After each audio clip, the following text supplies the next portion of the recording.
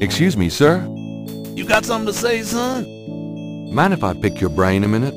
Go ahead. These folks ain't in no hurry. What can you tell me about voodoo? They say it was part of an old religion from Africa, brought here by slaves. What do you know about the voodoo murders? Ain't it just awful, them finding those bodies with voodoo things around them? I don't think there's any real voodoo going on. Somebody's trying to cover their tracks is all. What can you tell me about New Orleans? Seem like everybody want to visit New Orleans at least once in their lives. And they love the cemetery too. I see tourists in here every day of the year. What can you tell me about New Orleans? There's lots of things to see here, but none are as beautiful as the St. Louis Cemetery #1. Do you know anything about snakes? Snakes? I see snakes around here all the time. Most of them ain't poisonous, of course. Do you know anything about snakes?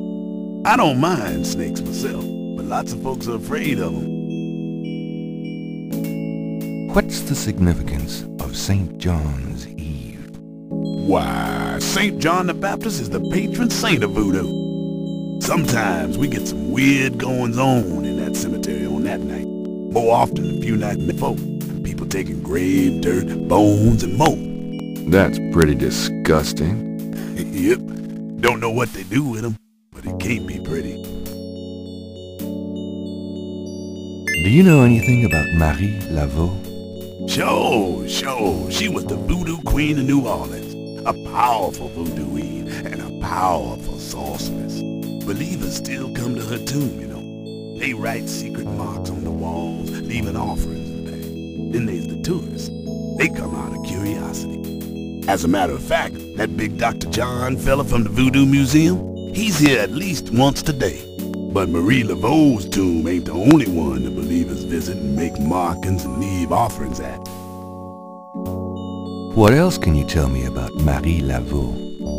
Her tomb's on all our tours. Even the Baptists come round here to gawk. Course, you may not know this, but some of the real serious voodoo types argue that she ain't in this one at all, but down in an unmarked tomb in #3. It's all the same to me, I say. Save me a lot of cleanup work if she weren't here, if you ask me. Tell me about yourself. My name is Toussaint Gervais. I'm the watchman here at St. Louis #1. What exactly do you do here?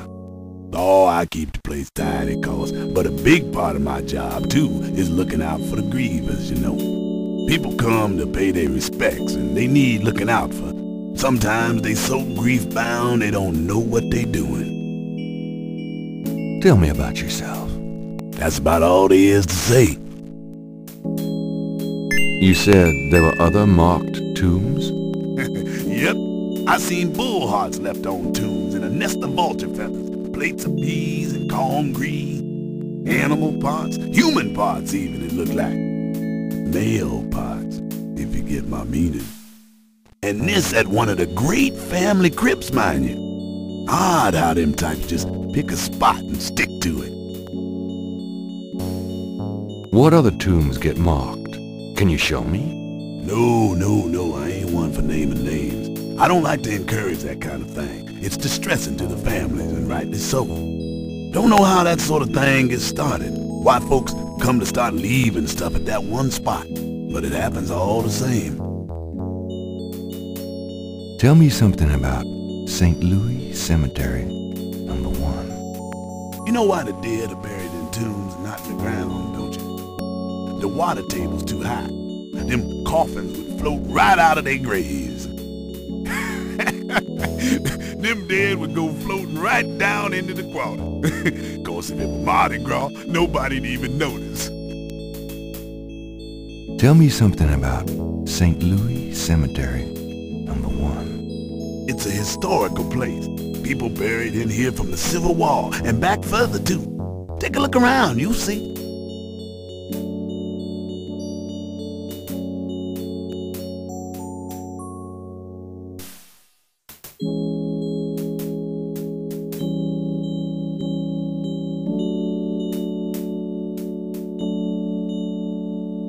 The marks are reddish in color and reminds Gabriel of crosses.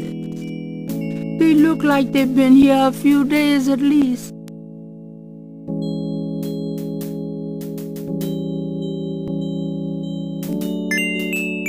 I want a copy of these strange marks.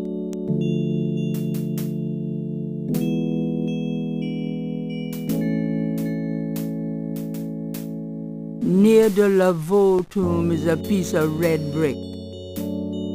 Undoubtedly a cast-off from spiritual graffiti writers.